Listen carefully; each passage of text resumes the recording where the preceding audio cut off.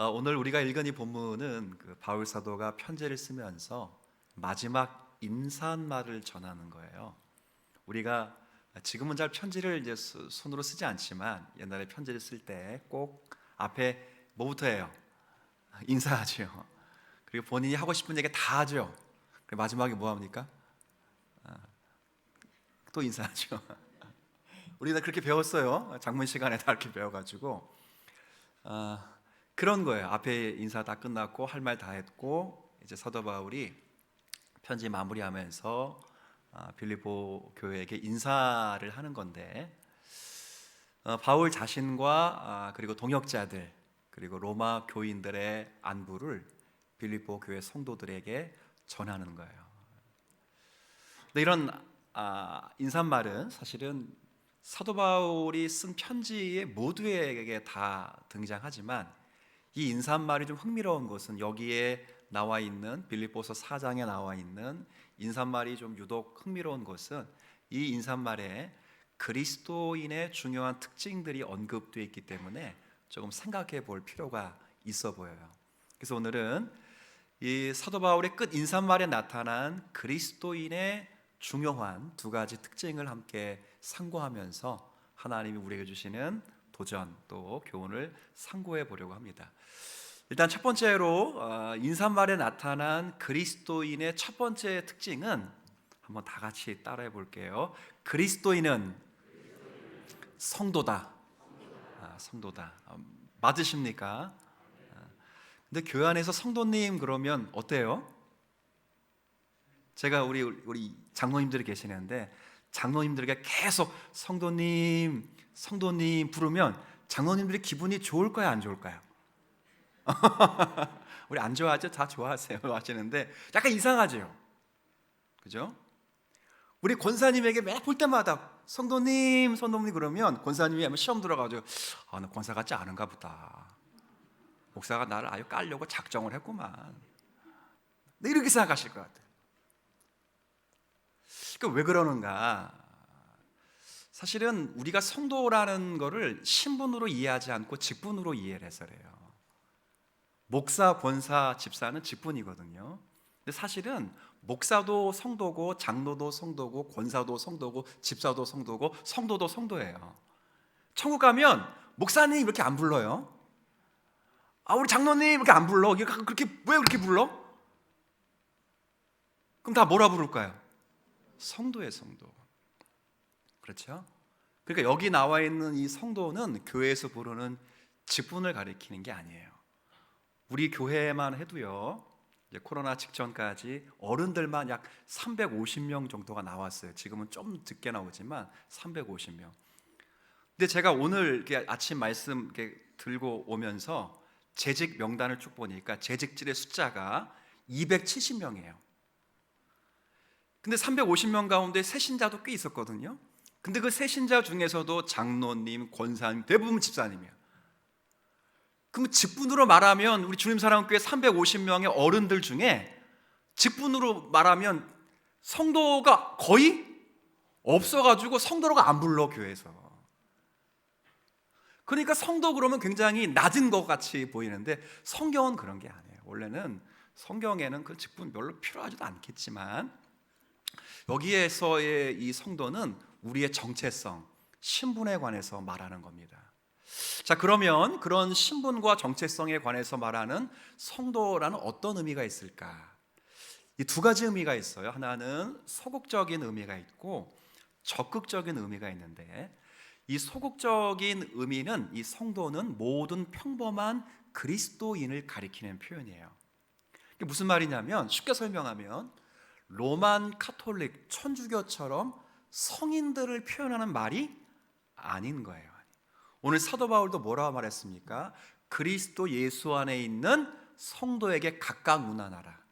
22절에는 성도는 성도인데 무슨 성도? 모든 성도. 이건 로마 교인 모두가 다 너희들에게 인사한다 그런 의미거든요. 그러니까 모두의 모두. 천주교처럼 일정한 삶을 이렇게 평가한 다음에 어떤 사람을 기준에 맞춰서 성인으로 이렇게 시성식을 하는 그런 식의 성인이 있고 나머지는 성인이 아닌, 그러니까 천주교에는 성도가 없어요. 성인 아니면 성인이 아닌 사람들, 그밖에 없는 거예요. 그런 게 아니고 사실 여기에 성도는 하나님의 자녀들, 모든 그리스도인을 평범하게 이르는 이야기이기 때문에 저도 뭐고? 성도고, 그죠? 여러분들도 뭐예요? 성도고, 천국 가면 다 우리는 뭐예요? 성도예요. 그러니까 교회에서 교회와 이게 이루었기 때문에 목사님, 직분과 관계돼서 장로님이 필요한 것이지, 우리 모두는 다 평범한 그리스도인들은 다 같이 성도다. 시작. 성도의 성도. 한번 옆 사람 불러보세요. 성도님. 기분 나쁘세요 혹시요? 요거 봐라, 액센트를 줬는데 지금 막 어디 권사에게 성도라고 막 그런 분이 있으시면 빨리 회개하시고 예수 그리스도를 구주로 영접하시는 은혜가 있기를 축원합니다.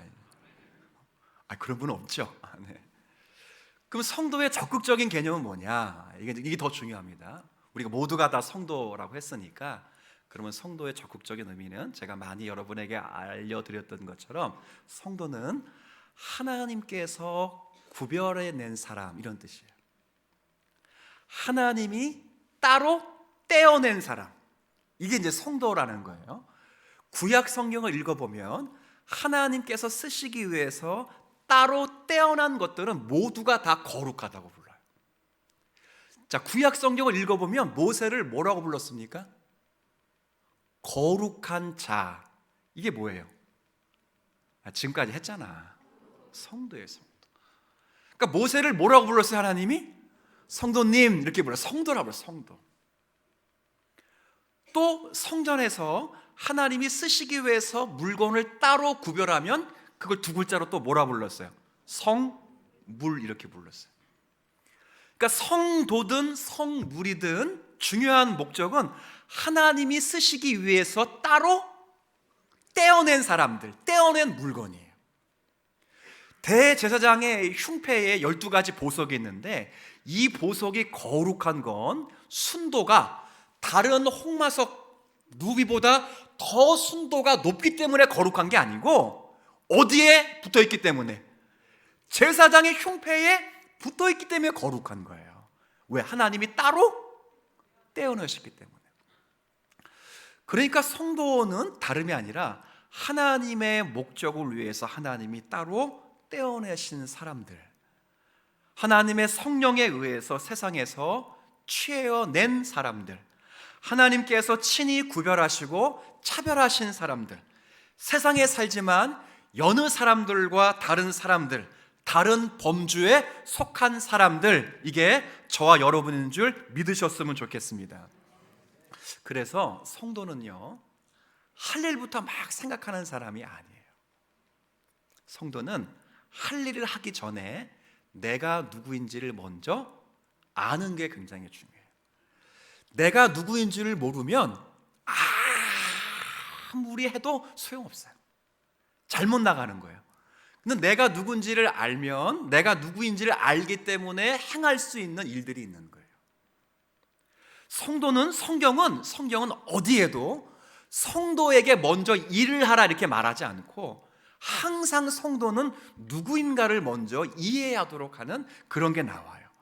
성도가 누구입니까? 오늘 말씀하신 것처럼 따로 구별하는 거예요. 멸망받고 심판받아 마땅할 이 세상에서 무조건적인 하나님의 은총으로 나를 굽어 살피시고 나를 따로 불러내 주신 그런 사람, 그렇죠? 인생의 당연한 수순이 세상에서 그렇게 멸망받아야 되는데 구원하여 하나님의 나라로 불러내신 그런 사람이 바로 저와 여러분 같은 성도라는 거예요. 이 사실을 안다면 성도는 세상 사람과는 다른 삶을 살아갈 수밖에 없어요. 우리 호세아 성경에 보면 이스라엘 백성들이 왜 망하는가를 쭉 이야기해요. 이스라엘 백성들이 왜 망하는가? 간단해요. 지식이 없어 망해요. 호세아 성경 4장에 보면 내 백성이 지식이 없으므로 망한다라 했어요. 저들이 내 지식을 버렸기에 나도 저들을 버려 내 제사장이 되지 못하게 하리라 라는 말씀이 나와요. 그럼 이 지식이 무슨 지식인가? 그러면 그 다다음 장에 6장에 가면 그 지식이 무엇인지를 설명해 줘요. 뭐라고 설명합니까? 나는 인애를 원하고 제사를 원치 아니한다. 나는 번제보다 하나님을 아는 지식을 원한다. 이렇게 말했어요. 그럼 4장과 6장을 연결해 보면 다른 말이 아니라 내 백성이 지식이 없어 망하는데 그 지식은 누구를 아는 지식이에요? 여호와 하나님을 아는 지식이 없어 망해요. 그래서 중요한 건 여호와 하나님을 아는 지식이 뭐라고요? 인애와 긍휼과 사랑이라는 거예요. 이게 무슨 말입니까? 하나님의 은혜와 하나님의 인애와 하나님의 사랑과 긍휼을 직접 체험하지 못하면 아무리 잘 살아보려고 해도 잘 살 수가 없다는 거예요. 제가 1부 때 그런 얘기했어요. 고기도 자, 누가 먹는다고요? 먹어본 사람이 먹어요. 이 먹어본 사람이라는 말 속에는 무슨 의미가 있죠? 고기 맛을 아는 사람이에요.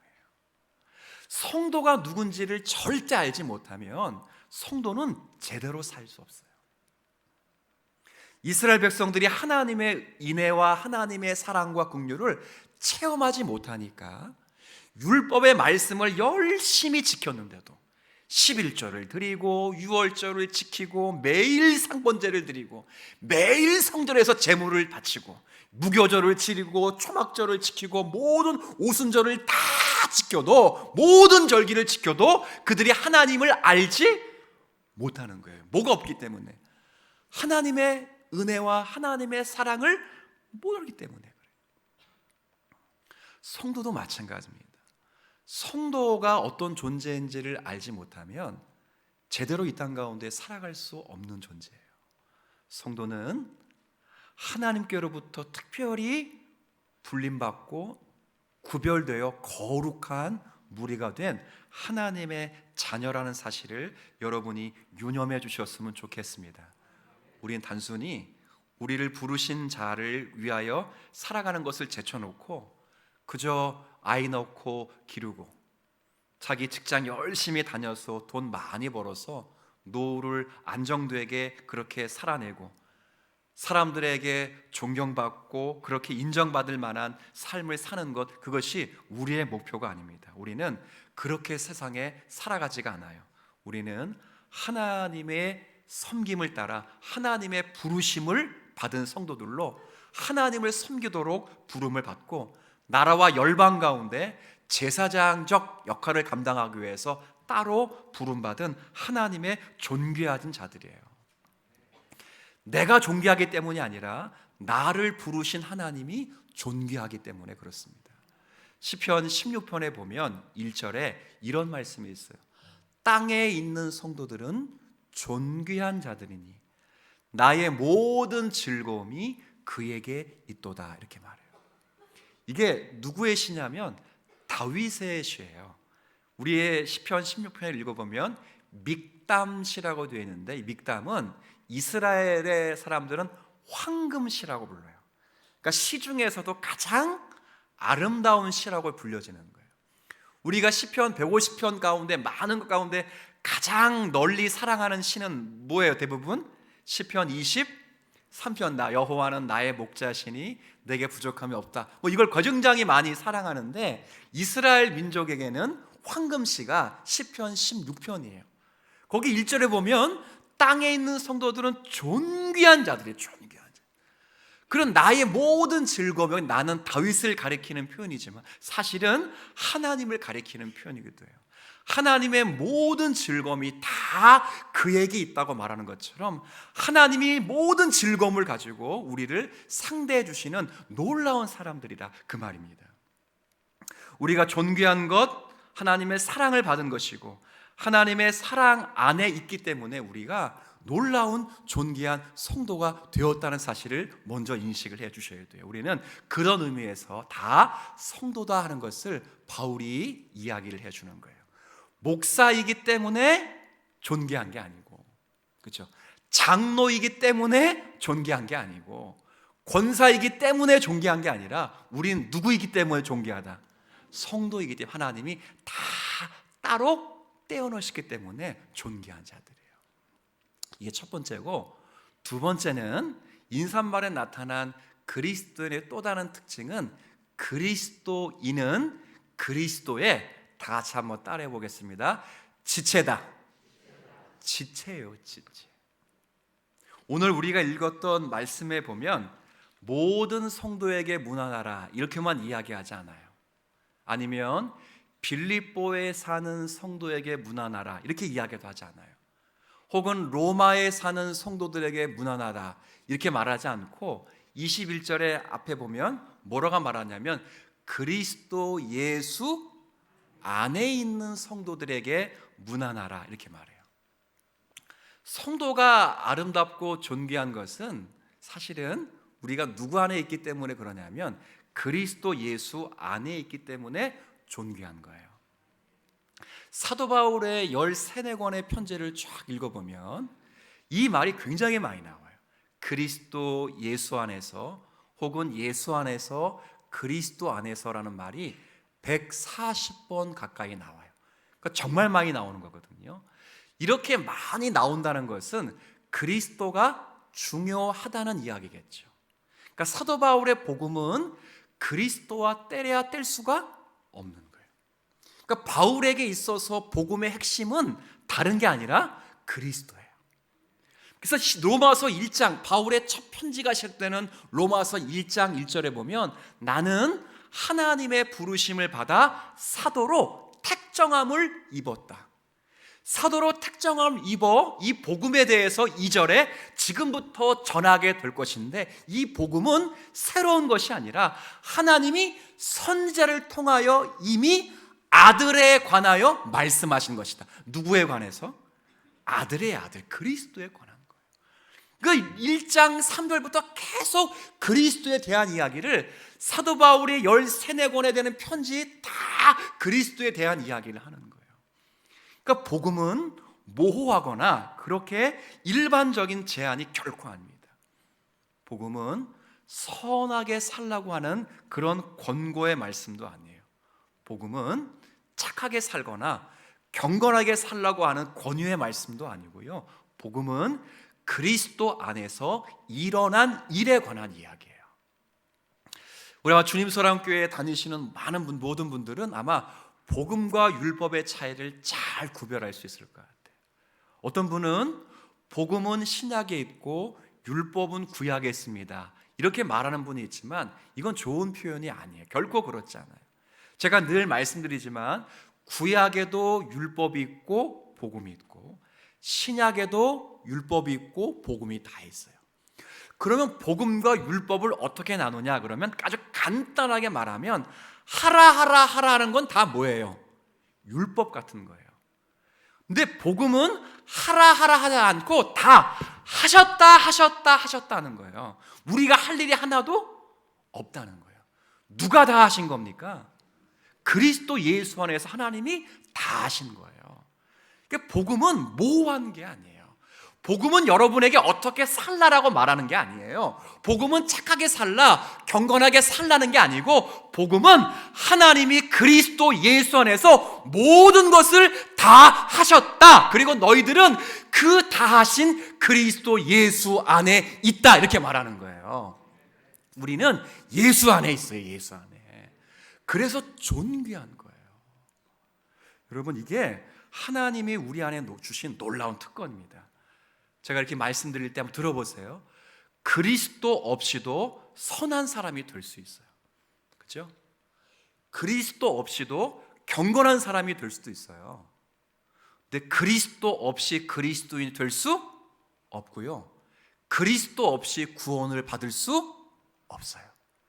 그리스도 없이 선하게 살 수도 있고 그리스도 없이 경건하게 살아갈 수도 있지만 그리스도 없이는 그리스도인이 될 수 없고 구원을 받을 수가 없는 거예요.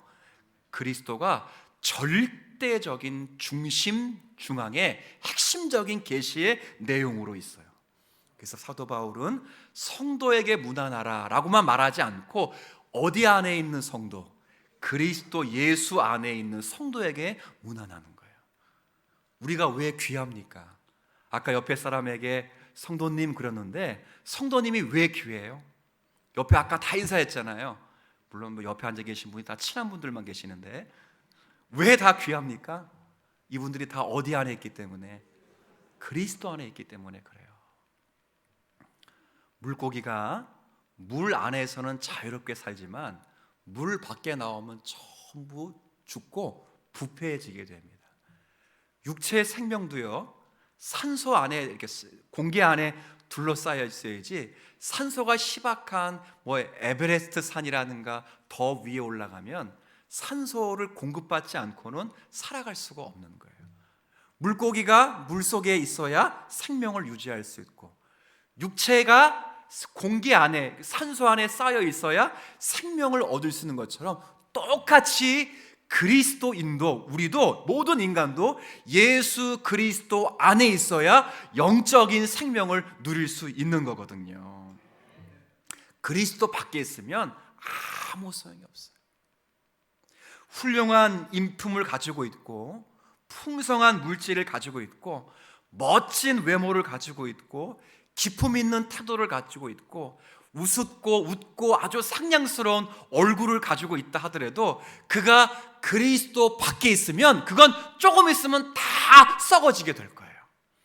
그런데 못생긴 얼굴, 그리고 돈도 없고 때로는 포악스럽고 거칠고 불편한 마음과 몹쓸 인간의 성품을 가지고 있을지라도 그가 그리스도 예수 안에 있으면 그는 점점 변화해 가는 거거든요. 이게 신자가 누리는 거예요. 여러분, 그래서 우리 주변에 예수 믿기 전과 예수 믿고 난 사람이 바뀐 부분이 얼마나 많습니까? 그렇죠? 여러분 스스로들 돌아봐도 그렇고, 교회 주변에 보면 예수 믿기 전에는 정말 뭐라고 할까? 개차반? 누가 그러잖아요. 술만 먹으면 뭐가 된다고요. 그렇죠? 그러고 되는 것처럼 다 그렇게 살았는데 예수를 믿고 나니까 바뀌는 거예요. 그리스도 안에 있으면 희망이 있어요. 그리스도 안에 있으면 죽어있는 생명도 살릴 수 있고요. 그리스도 안에 있으면 참 못된 아집과 고집도 겸손하게 바꿀 수 있어요. 누가? 예수 그리스도가 그렇게 하시는 거거든요. 왜 그럴까요? 답은 하나예요. 아까 그리스도의 두 번째 특징이, 우리는 그리스도의 뭐라 그랬죠? 지체라는 말은 바꿔 말하면 연합이래요. 그리스도와 연합되었다는 거예요. 그리스도와 연합되었기 때문에 그렇게 되는 거거든요. 요한복음 15장 말씀에 보면 여러분이 너무도 잘 아는 말씀이 나올 거예요. 나는 포도나무요 너희는 가지니 내가 그 안에 그가 내 안에 있으면 열매를 많이 맺나니 너희가 나를 떠나서는 아무것도 할 수 없느니라. 여기서 중요한 건 열매를 많이 맺을 수밖에 없는데 왜 그러는가? 너희는 가지요 나는 포도나 연합되어 있기 때문에 그렇다는 거예요. 그 다음에 표현된 7절의 말씀에도 이런 말씀이 있어요. 너희가 내 안에 거하고 내 말이 너희 안에 있으면 너희가 무엇이든지 구하면 그대로 이루어지리라 말이 있어요. 그렇잖아요. 중요한 단서는 그리스도와 내가 연합되었다는 거예요. 신비한 연합이 이루어지는 겁니다. 그래서 그리스도의 생명이 내 안에 흐르게 되고 내 안에 그리스도가 거하게 되는 놀라운 은혜가 있게 되는 겁니다. 그래서 그 연합 가운데 충만함을 누리는 거예요. 요한복음 1장 14절, 16절, 17절 말씀인데 제가 먼저 읽고 같이 읽은 부분은 좀 같이 읽어볼게요. 말씀에 육신이 되어 우리 가운데 거하심에 우리가 그의 영광을 보니 아버지의 독생자의 영광이요 은혜와 진리가 충만하더라. 함께 읽습니다. 우리가 다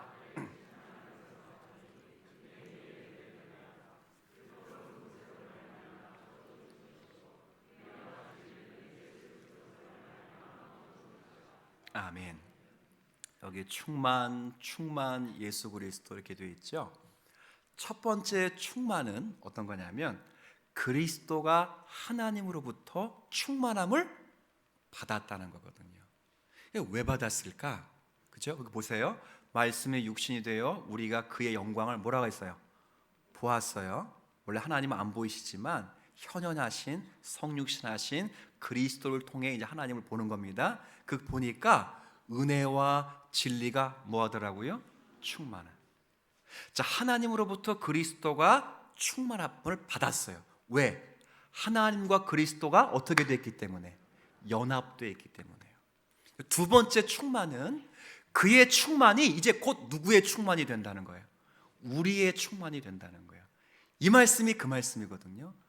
예수님은 혼자 충만하셔가지고 모든 영광을 혼자 누리는 사람이 결코 아니라 하나님과 연합되어서 당신이 충만한 그 충만을 우리에게 그대로 주시는 거예요. 어떻게 주시냐면 여기 우리가 표현된 대로 은혜 위에 은혜더라. 이 말은 은혜 위에 은혜를 조각한다는 말인데 무슨 말이냐면 이런 거예요.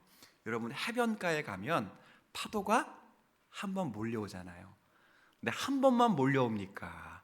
거듭거듭 몰려옵니까? 1년에 딱 한 번 몰려오거나 아니면 하루에 몰려오는 시간이 딱 있거나 그러지 않고 해변가에 서 있으면 계속 파도가 몰려오는 거예요. 하나님의 은혜와 진리가 그리스도 예수 안에 충만하면 그 그리스도 예수 안에 있는 은혜와 진리가 이제 우리에게도 그대로 와요. 파도가 치듯이 계속 치듯이 은혜 위에 은혜로 우리 가운데 주어지는 놀라운 은혜예요. 그리스도는 그런 분이라는 거예요. 지금도 하늘 보좌 우편에서 여러분 하나 한 분 한 분을 거룩과 영광으로 초대하기 위해서 지금도 그리스도는 하늘에서 지금도 기도하시며 일하고 계시고 계십니다. 우리가 교회에서 철로역정, 존 버년의 철로역정을 읽었는데 다시 읽으니까 또 새롭더라고요. 여러분도 마찬가지죠. 성경 읽고 또 읽으면 새로워요? 아니면 졸려와요? 새롭죠? 철로역정도 제가 몇 번 읽었는데 또 읽으니까 또 새롭더라고요. 요번에 이제 같이 읽으면서 어떤 부분을 읽었냐면 이 큰 무거운 짐을 진 이 크리스찬이 좁은 길을 통과해서 해석자의 집에 들어간 이제 그 부분을 읽었어요. 해석자의 집에 들어가서 해설자로부터 7가지의 방을 거쳐가면서 7가지의 가르침을 받는 내용이에요. 그 7가지 가르침은 그 다음 장에서 이어지는 짐이 벗겨지는 십자가 체험을 하기 위해서는 반드시 알아야 될 지식을 가르쳐주는 7가지 방이에요. 첫 번째가 우리의 구원자가 중보자 그리스도를 가르치고, 두 번째가 복음과 율법의 차이를 쭉 가르치는 거예요. 네 번째 방에 들어가는데 벽난로 하나가 있어요. 벽난로. 이 벽난로에서 불이 활활 타오르는데 여러 사람들이 그 추운 날씨에 벽난로에서 나타나는 그 불 때문에 따뜻한 온기를 느끼고 있어요. 근데 어떤 험상궂은 남자 어떤 사람이 물을 양동이에 가져다가 계속 불을 끄려고 물을 붓는 거예요. 또 붓고 또 붓고 또 불을. 그렇게 붓는 험상궂은 사람이 바로 누구냐면 사탄인 거예요. 그 은혜와 진리를 끌려고 충만한 은혜와 진리를 끌려 계속 부어요. 근데 놀라운 게 안 꺼지는 거예요. 안 꺼져. 그 왜 안 꺼지냐 봤더니 벽난로 뒷면을 보여요. 뒷면에 가니까 인자하게 생기신 분이 기름통을 들고 계속 벽난로에 붓고 있는 거예요. 앞에서는 보여요, 안 보여요? 안 보이는데 뒤에서는 계속 붓는 거예요. 근데 그 문구에 정말 큰 감동을 다들 받았는데 무슨 문구가 되냐면 몰래 그러나 끊임없이, 이런 표현이 있어요. 예수님이 여러분에게 큰 은혜와 진리를 늘 주시는데 어떻게 주시는가? 몰래 그러나 어떻게? 끊임없이 은혜와 진리를 충만하게 지금도 부어주시는 줄 믿으셨으면 좋겠어요. 꺼져갈 것 같은 심지인데 안 꺼져. 막 저 사람 죽을 것 같았는데 안 죽어. 자, 도의장 저 사람은 이제 하나님 안 믿겠다. 그런데도 언젠간 또 오뚜기처럼 일어나. 그건 사탄의 심이 약해서가 아니에요. 사탄은 계속 양동이에 물을 갖다 근데 등 뒤에서 몰래 하늘 보좌에 끊임없이 지금도 계속 성령의 은혜를 공급하시고 진리를 공급하시는 예수 그리스도가 우리 안에 계시고 우리가 그분 안에 있기 때문입니다. 이게 성도가 누리는 큰 축복이에요. 얼마나 감사합니까? 그러니까 성도는 놀라운 은혜 속에서 결국 승리할 수밖에 없어요. 성도의 운명은 비관적이지 않습니다. 왜 그러냐면 여러분이 아까 그리스도와 뭐에 했다 그랬죠? 잘 들어보세요. 아까 요한복음 1장도 그런 논리로 충만을 설명한 거거든요, 요한이. 그래서 우리는 당연히 그리스도가 충만하고 하나님이 충만한 것처럼 나도 당연히 뭐 할 수밖에 없다, 그 이야기를 한 거예요. 사실 그 부분이 이건 내 문제가 아니라 누가 충만하시니까? 하나님이 충만했고, 하나님이 충만한 것을 뭘로 확인했으니까? 그리스도로 눈으로 봤기 때문에 우리가 그렇게 될 수밖에 없다는 걸 설명하는 거예요. 그거거든요. 그렇기 때문에 우리를 죽이려면, 우리가 그리스도와 연합되어 있기 때문에 누굴 죽여야 돼요? 예수를 죽여야 우리를 죽일 수 있는 거예요. 왜? 내가 그 안에 있고 그가 내 안에 있기 때문에 나는 그리스도의 생명 싹의 안에 보호하심을 입었기에 나를 죽이려면, 나를 소멸하려면, 나를 없애려면 내 안에 계시는, 내와 함께 계시는 그리스도를 죽이셔야 되는 거예요. 근데 놀라운 건 그리스도는 죽지 않으세요. 어제나 오늘이나 영원토록 동일하시며 천지의 창조주가 되시고 영원한 우리의 구원자가 되시는 전능하신 하나님이시라는 거예요. 그래서 우리는 그래서 희망이 있는 거예요. 그래서 존귀한 거예요. 다시 한번 옆 사람에게 성도님 한번 해보세요. 저 화상, 이분이 그리스도 안에 있거든요. 그리스도 안에 있으면 그렇죠? 세상에서 마련해 주는 그런 힘이 부족하고, 그런 세상에서 마련해 주는 권력과 어떤 능력에 있어서는 한계가 있고 제한이 있고, 내 몸에 육체적인 장애가 있다 하더라도 내가 그리스도 안에 있으면 그 사람은 정말 존귀한 사람이에요. 만세 영원토록 그리스도와 왕노를 탈 사람이고, 하나님의 모든 충만이 그리스도로부터 공급되는 놀라운 특권을 받는 분이에요. 이게 우리가 살아가는 겁니다. 지금도 우리를 위해 일하시고 계시기 때문에 그리스도가 망하지 않는 이상 우리가 망할 수 없는 거예요. 그건 믿음이 없는 거예요. 여러분, 그래서 성경은 항상 그 이야기를 합니다. 항상 묶여 계시고 우리와 함께 계신다는 거예요. 코로나 이게 다 끝났잖아요. 제가 볼 때 다 끝난 것 같아요. 우리 내일부터 마스크를 벗을 수 있으니까 다 끝나. 근데 한국 교회를, 전 세계 교회를 내다보는 학자들의 견해는, 시선은 곱지 않아요. 마스크가 자유롭게 해제해도 아마 성도들이 교회에 나오기는 앞으로 어렵지 않겠느냐. 30년이 지나면 교회가 거의 문 닫고 이제 그리스도의 종교, 기독교는 다 없어지지 않겠느냐라고 이야기를 해요. 학자들이기 때문에 그런 이야기 하기도 하고, 그런 이야기를 들으면서 우리가 취할 것은 취해서 준비할 것은 준비해야 돼요. 그런데 그렇게 얘기하는 건 믿음이 없는 거예요. 여러분, 성도는, 교회는 코로나에 영향받는 게 아니에요. 참된 성도와 참된 교회는 어떤 세상의 권력과 신체의 장애에 영향받는 게 아니에요. 참된 성도는 오직 예수 그리스도에게 속해 있는 사람들이라는 거예요. 그리스도가 멸망하지 않는 이상 교회는 멸망할 수 없고, 하나님이 충만한 이상 성도는 충만하지 않을 수 없는 존재로 여기에 서 있습니다. 이게 우리예요. 가슴을 쫙 펴셔야 돼요. 그래서 여러분들이 살아가면서 정말 우리가 주시는 하나님의 은혜를 생각하며 사는 거예요. 오늘도 은혜 위에 은혜라고 했으니까 말씀과 기도와 성례라고 하는 은혜의 보편 수단을 통해서 내게 은혜를 주시는 하나님의 은혜가 무엇인지를 집중해서 나아갈 때 지금도 성령과 진리가 우리 안에서 상동력 있게 주님은 역사하실 수 있으십니다. 그럴 수 있어요. 그래서 우리가 할 일은 다른 게 아니에요. 존귀한 성도이기 때문에 이제 우리가 할 일은 그리스도 안에 있는 성도들로 그리스도를 묵묵히 따라가면 되는 거거든요. 교회와 성도를 위해서 자신을 죽이신 것처럼 이제 성도는 그리스도를 위해서 자신의 뜻을 꺾는 거예요.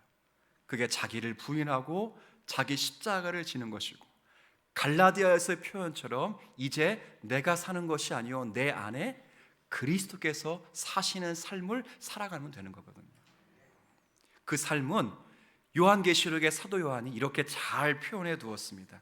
우리 요한계시록 14장 1절부터 5절을 제가 읽고 좀 말씀을 정리하겠습니다. 또 내가 보니 보라, 어린 양이 시온산에 섰고 그와 함께 14만 4천이 서 있는데 그들의 이마에는 어린 양의 이름과 그 아버지의 이름을 쓴 것이 있더라.